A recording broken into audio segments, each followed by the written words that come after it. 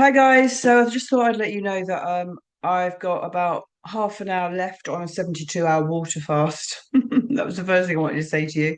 And I'm feeling very, very hungry. And so many people that smoothly do their water fasts, like they were born to do it. It's not natural for me. And it's been sort of challenging in as far as I've been quite hungry.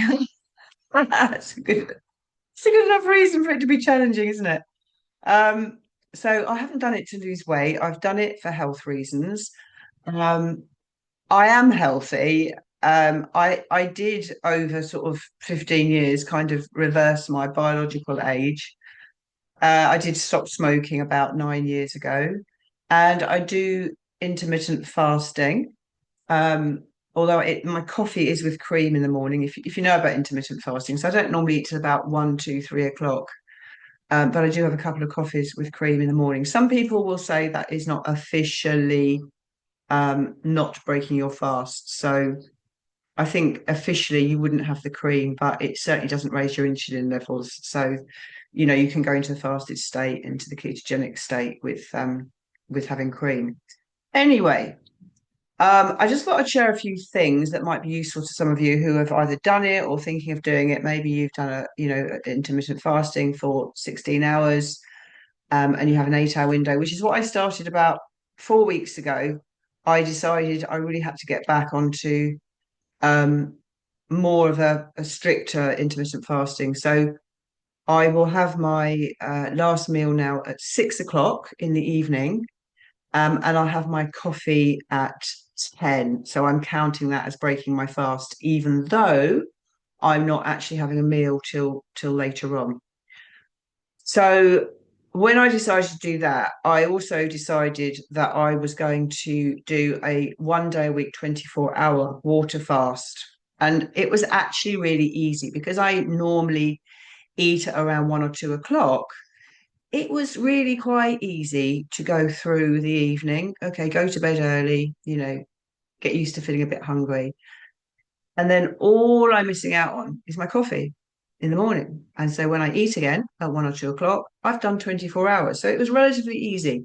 And in fact, my sister, when I told her I was doing it, and she said, "Oh, I could never do that." People's response is, "I could never do that." And the second thing they always say is, "I like my food too much." Well, I love my food. I've managed since going keto.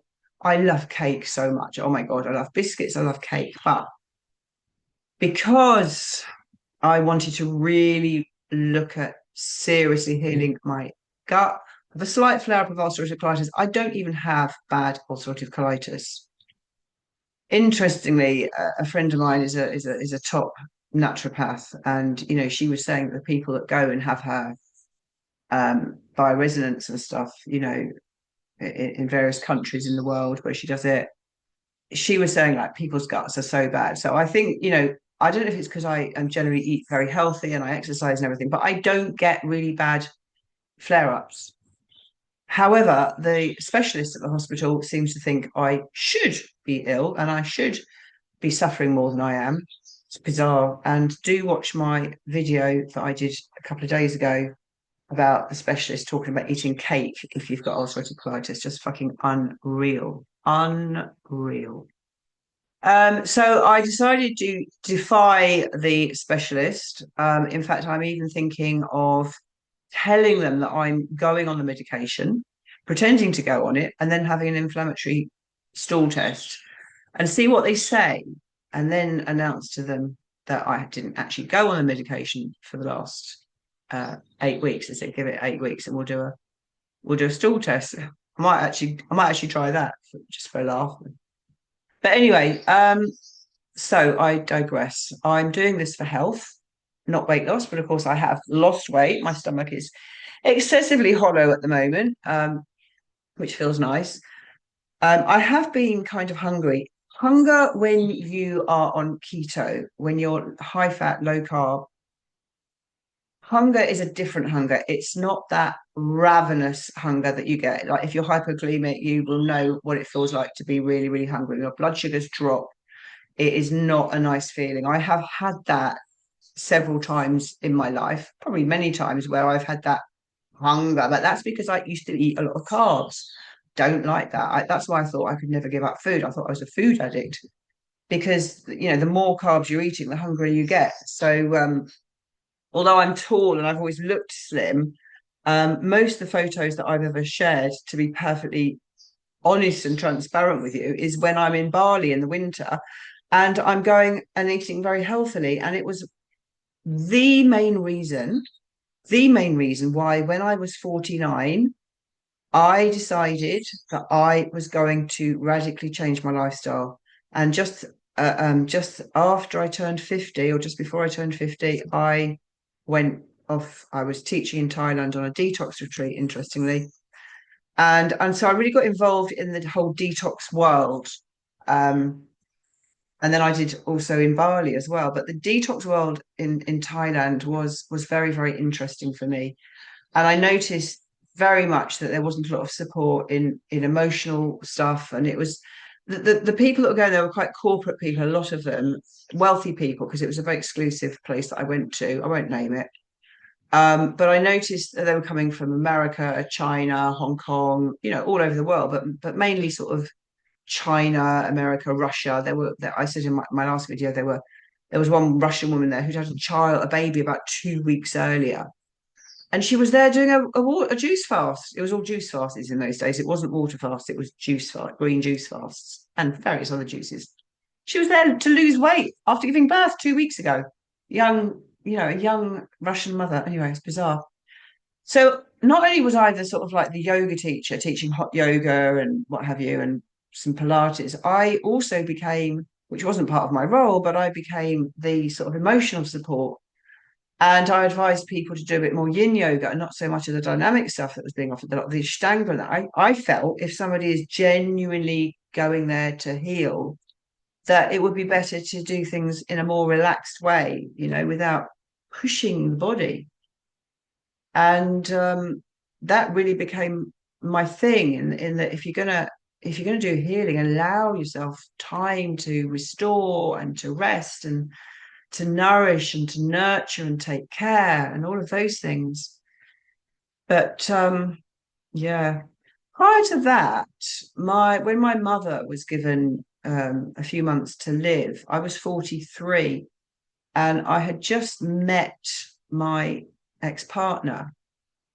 And after going through a divorce and what have you, I just met my ex-partner. I have had quite a lot of stress in my life, you could say. I was widowed very young with two children. Then I was in a sort of marriage to the love of my life. It was a very rock and roll marriage. There was a lot of drinking and what have you.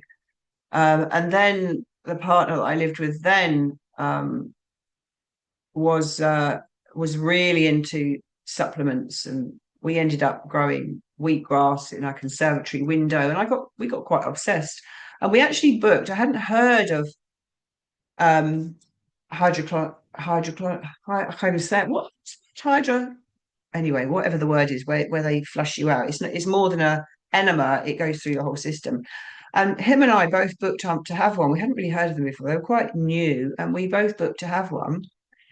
And within that time, I was diagnosed with ulcerative, well, proctitis. And it was just after my mother had died. And clearly, once again, the stress had caused me to have an autoimmune disease. After my first husband died when I was 25, after meeting my second husband, I had PTSD. So, and at the age of 11, when I was told I was too big to get into the ballet school, the Royal Ballet School, but go anyway, which I never did because I got glandular fever, which then they decided years later it was called ME. So clearly a history, and I do see a pattern with many people who are empaths and sensitives. I do see a pattern with a lot of us getting a lot of these uh, diseases, autoimmune diseases that are brought on through stress, and it's emotional stress, and stress can do wild things to your body that are not very good. So I do believe that most diseases come on after a bout of major stress. So I've had a number of those in my life. Um, so so I was diagnosed with proctitis, and I then couldn't go for this clear out, which my partner went for. So I actually decided to go on a juice fast, and I went on a 5 day, 5 or 6 day juice fast, and I had the most amazing sort of spiritual experience. It really was quite profound. And over the years in Thailand, and then you know back here, I would take my some of my clients through a 5 or 7 day green juice fast. And it was always tough but enjoyable. I like doing it. It was a really good feeling. And then one time I went back into my food way too quickly. I was stressed over a guy, believe it or not. And I went back into my eating after this 7 day juice fast too quickly, and that wasn't good. And then a couple of years ago, or certainly over the last sort of 18 months, I have somehow, I don't know how I did it, I've done three 72-hour water fasts. I don't think I documented it either. It was in the last couple of years I've done these three water fasts. So that brings us up to now. And now I'm about to break my water fast. And I've been researching the best way to break a 72-hour water fast. And it's really interesting because there are some great people. I do follow Dr. Eric Berg. He's my man. Mindy Peltz is really good. Fast Like a Girl. And there's a lot of doctors and a lot of people, professional people, doctors, I don't know, also doctors, medical doctors, talking about fasting, water fasting, how you should come out of a water fast. So what I've decided to do is I've decided to listen to Mindy Peltz. Having said that, I got the information from a video that she'd done 3 years ago.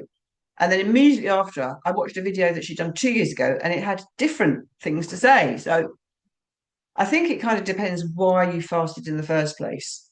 So what I'm going to do with my water fast, breaking my water fast, I'm going to start with bone broth. Some people say you shouldn't have bone broth first. Some people say you should have fat first. Normally, when I do my intermittent fasting now, my meal for the last month has been avocado and poached eggs and kimchi. Oh my God, I'm drooling at the thought of an avocado later on tonight. It's a bit late to be doing this refeeding. But you have to really take it seriously how you eat again. It's almost more important how you come back to your food than the fast. So that's one big thing that I've always realized. So what I'm going to do is I'm going to have bone broth in about as soon as I've turned this off. I've even taken it out the fridge, so I like it. It's really ready to have. My mouth is like I'm drooling at the thought of it. And then I'm going to wait about half an hour and just let that digest. Let my digestive juices get used to food again. And then I'm going to have a little bit of kimchi. Oh my God. And then I'm going to wait. I'll see how my gut is. I'll wait another 20 minutes or so, half an hour. And then I'm going to have a little bit of steamed broccoli, and I'm going to have some avocado. And I think the protein just affects the autophagy a little bit. So I'll probably have my eggs. I'll have my eggs tomorrow morning, I think, with a green tea with some avocado. And then I think I'll have my coffee with cream. Oh my God, just talking about it is orgasmic. It's orgasmic. So yeah, so that's it. So 72-hour water fast. Let me know if you've done a water fast. Let me know how you got on. Let me know what you've heard, what's best to eat. There are people saying lots of different things. Some people say nut butter, and other people say absolutely not nut butter. But I think, you can't go wrong with avocados, that's for sure. And I think after a 3 day fast, I think maybe eggs need to kind of wait a little bit longer, which is a shame because I could have really done with avocado and eggs. Oh my God. Oh, I can't wait. Anyway, thanks for listening. Please, if you are new to my channel, please give me a subscribe and a like and a comment and all of those things. And I'll see you in the next video. By the way, I haven't been exercising much the last 3 days. I know a lot of people, apparently, I've been told on TikTok and Instagram and all that, they do all their exercise while they're doing their water fasting. Well, no, thank you. It's not for me. I'm decided that I'm definitely sticking to my original idea of nurturing and taking care of myself and resting and a little bit of walking. And, I taught a couple of classes. So obviously I just did a little bit of weights, but I kept them light. And yeah, and I'm really bloody excited that I've done it, and it's a real like, yeah, I've done that because there were times when I could have just stopped and given up, but when I went into it halfway through the what I thought was going to be a 24-hour fast, I thought, no, I'm going to make it 72 hours, and I'm going to see this through. It is a mind game over the physical hunger. It's the mental hunger. It's the mental you're a little bit hungry, but it's more mental, and you just have to keep your mind busy. I must admit, when I did the 3-day fast before, a couple of those times, I took some of my Facebook people with me, and I charged for I literally held a container for the 3 days. Well, in fact, we did a we got together before and after, and we did yoga, and I was online with them every kind of 3 hours, so there was something to look forward to do some yoga, breath work, sharing, and that was really nice actually to do it in community. But it's also nice to do it on your own. For me, anyway, as a teacher, I think in the future I'm looking at running a course, but I think I rather like the idea of just having videos for people to listen to so they can actually go through it, but have the support, like real genuine support, not all the science, but just the like, here's some breath work you can do, here's some stretches you can do, and how you're getting on. Um, so yeah, I really want to promote this. And like I said, it's not the my most favorite part of my practices. However, I know the benefits. When you start to really know the benefits of water fasting, I think you'll want to do it too. Most people do it for weight loss, but also a lot of people do it for health benefits and autophagy. Autophagy actually starts from about 17 hours. 17 to 42 hours is, sorry, 17 hours to 72 hours. And that's where your body is really renewing and getting rid of all the old cells. And that's a very powerful uh, portal for autophagy. So I do always, whenever I do a fast, I do feel that my skin looks a lot better, and somehow I seem to get a little bit of a facelift when I, when I do a fast. So I don't think it looks too bad. My skin at the moment, it looks pretty good. So anyway, I'm going to shut up and I'm going to go and eat. Just can't wait. Big love. See you again on the next video. Bye for now.